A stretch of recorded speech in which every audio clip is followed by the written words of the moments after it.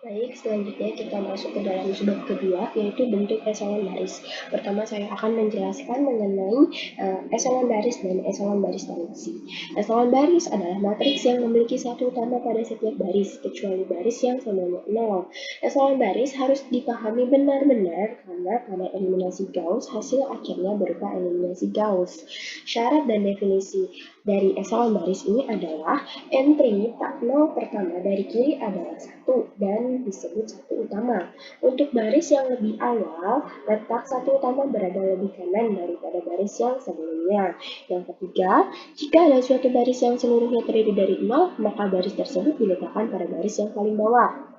Kita contoh ya, kita masuk ke dalam contoh.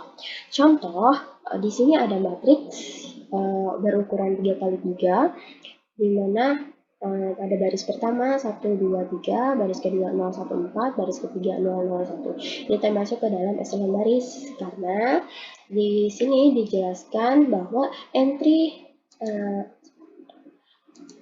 tak 0 pertama dari kiri adalah 1, disebut satu utama. Nah, ini disebut yang ini ya, 1 ini disebut dengan satu utama dan berada di sebelah kiri, Untuk baris yang lebih bawah, di paling bawah maksudnya itu adalah baris kedua, letak satu utamanya berada lebih ke kanan dari baris yang sebelumnya. Nah, ini letaknya lebih kanan daripada satu utama sebelumnya, yaitu yang ini, yaitu yang sebelumnya itu yang ini ya. Yang sebelumnya yang ini.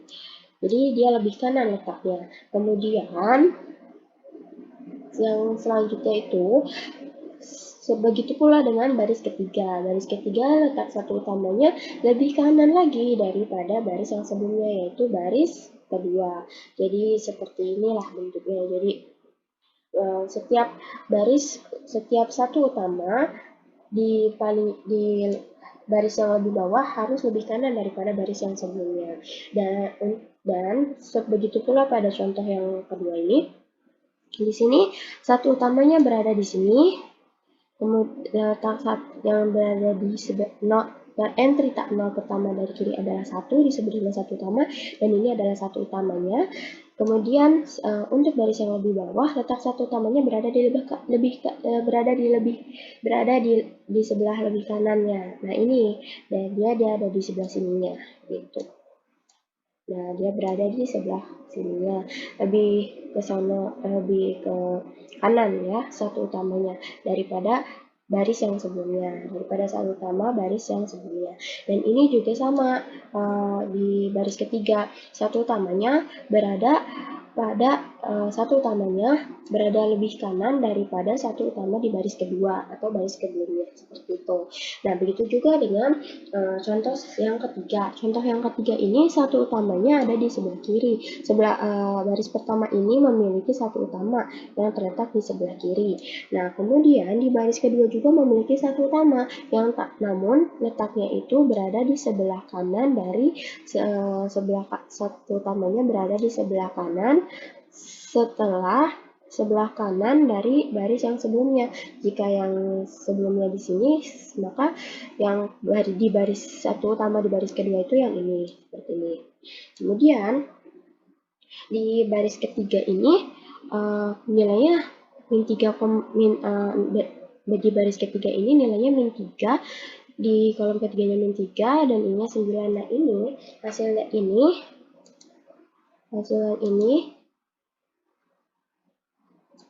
hasil yang ini tuh bisa kita sederhanakan menjadi seperti ini. 1, 4, ya, -2, 5, 0, 0, 0, 1, 0, 0. Ini juga di sini 0. Nah, di sini -3 sama 9 ini kita bagikan seluruhannya dengan -3. Ya, jadi hasilnya ada tinggal 1, -3. Nah, ininya adalah 0. Dan yang di atasnya itu tetap ya, bernilai 2 sama 7. Oke, Jadi bisa disederhanakan dari min 3 sama 9 ini disederhanakan menjadi 1 dengan min 3 ya. Jadi kita ulang kembali ya. Entry tak nol pertama dari kiri adalah 1. Nah, di sini di contoh soal ini entry pertamanya bernilai 1 dan disebut dengan satu utama. Kemudian untuk baris yang lebih bawah yaitu baris kedua, letak satu utamanya berada lebih kanan daripada baris yang sebelumnya. Berada di sebelah sini. Nah, berada di baris yang sebelumnya yaitu baris pertama. Kemudian di baris ketiga juga memiliki satu utama yang letaknya itu berada di lebih kanan dari baris yang sebelumnya. Nah, jadi letak satu utamanya itu setelah satu utama di baris kedua. Nah, di bawah ini jika ini termasuk ke dalam syarat atau definisi yang ketiga, yaitu jika suatu baris yang seluruhnya terdiri dari 0, maka baris tersebut diletakkan pada baris yang paling bawah. Dan di baris keempat ini bernilai 0 semua sehingga harus diletakkan di bawah sesuai dengan definisi yang ada pada eselon baris. Untuk bisa membedakan eselon baris dengan eselon baris tereduksi, karena kita sering terkecoh ya, mana yang termasuk dengan eselon baris maupun eselon baris tereduksi. Untuk lebih gampangnya, jika eselon baris, maka entry di bawah satu utama bernilai 0. Ya, ini bernilai 0 kan? Ya, bernilai 0. Satu utama ini di bawahnya bernilai 0. Setiap satu utama di bawahnya bernilai 0. Ini bernilai 0, ini bernilai 0, dan seperti itu. Ini pun juga bernilai 0. Sedangkan untuk eselon baris tereduksi, setiap entry di atas dan di bawah satu utama bernilai 0. Nah, contohnya seperti ini. Ya, contohnya seperti ini. Di atas dan di bawah untuk eselon baris tereduksi, di atas dan di bawah satu utama harus bernilai 0. Di sini satu utamanya di bawahnya bernilai 0, di bawahnya bernilai 0. Dan di sini satu utamanya itu berada di sebelah lebih kanan daripada satu utama sebelumnya, di atasnya bernilai 0, di bawahnya juga bernilai 0. Gitu. Seperti itu. Kembali lagi sebelum di sini kita kembali lagi, eselon baris tereduksi harus dipahami benar-benar karena pada eliminasi Gauss-Jordan hasil akhirnya berupa eliminasi Gauss-Jordan. Selanjutnya, definisi atau syarat eselon baris tereduksi itu 1-3 itu sama seperti definisi atau syarat dari eselon baris. Cuman perbedaannya untuk eselon baris tereduksi ditambahkan definisi satu lagi, yaitu kolom yang memiliki satu utama harus memiliki elemen 0 di tempat lainnya. Maksudnya adalah seperti berikut. Jika di sini entry tak 0 pertama dari kiri adalah 1 dan disebut satu utama, ini disebut dengan satu utama karena dia berada di letak di sebelah kiri. Kemudian untuk baris yang lebih bawah